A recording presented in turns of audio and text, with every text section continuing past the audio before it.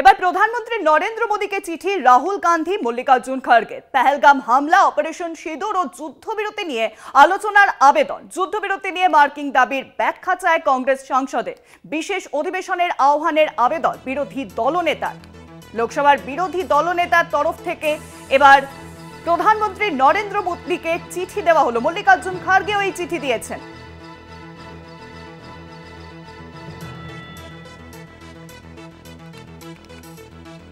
এ বিষয়ে বিস্তারিত আলোচনা করব। নিউজ রুমে এখন আমার সঙ্গে রয়েছেন আমাদের প্রতিনিধি অঙ্কুর ভট্টাচার্য।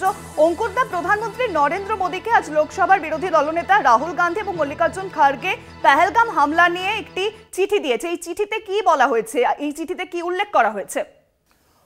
শুভাঙ্গী, শুধু পেহেলগাম হামলা নয়, যে চিঠি দেওয়া হয়েছে লোকসভার বিরোধী দলনেতা রাহুল গান্ধী এবং রাজ্যসভার ক্ষেত্রে মল্লিকার্জুন খাড়গের পক্ষ থেকে, এই চিঠিতে বলা হয়েছে সংসদের একটি বিশেষ অধিবেশন আহ্বান করার জন্য প্রধানমন্ত্রীর কাছে অনুরোধ করেছেন এই দুজন।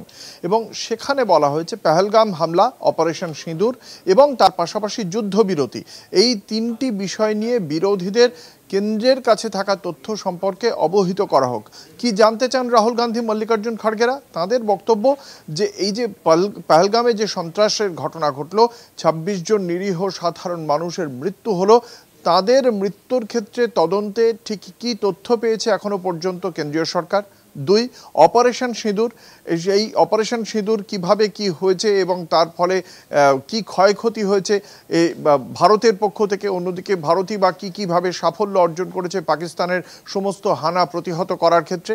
৩, যুদ্ধবিরতি, যুদ্ধবিরতির ক্ষেত্রে ভারতের ঠিক কোন শর্ত ছিল এবং কোন শর্তের ক্ষেত্রে ভারতকে সম্মতি জানাতে হয়েছে।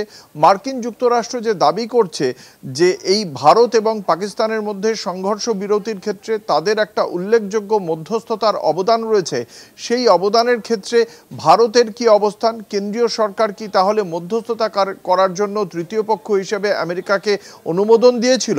আমেরিকা এর আগে বলেছিল তারা কোনো রকম তারা কোনোভাবে ইনভলভড হবে না, এর মধ্যে কোনো রকম ভূমিকা রাখবে না। পরবর্তীকালে মার্কিন প্রেসিডেন্ট ডোনাল্ড ট্রাম্প আবার ঠিক উল্টো কথা বলছেন, তিনি এই সংঘর্ষ বিরতির ক্ষেত্রে কৃতিত্ব জাহির করছেন।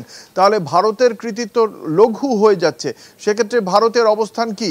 মার্কিন দাবিকে কেন সেক্ষেত্রে খণ্ডন করা হচ্ছে না? এই সমস্ত বিষয় জানার জন্যই সংসদীয় বিশেষ অধিবেশন আহ্বানের অনুরোধ জানিয়েছেন রাহুল গান্ধী এবং মল্লিকার্জুন খাড়গে। পাশাপাশি কপিল সিবালের বক্তব্য একটি সর্বদলীয় বৈঠকও ডাকা হোক, যে সর্বদলীয় বৈঠকে প্রধানমন্ত্রী নরেন্দ্র মোদী যদি উপস্থিত না থাকেন তাহলে সেখানে বাকি বিরোধী রাজনৈতিক দলগুলিকে সেই সর্বদলীয় বৈঠকে অংশগ্রহণ না করার জন্যও অনুরোধ করেছেন কপিল সিবাল।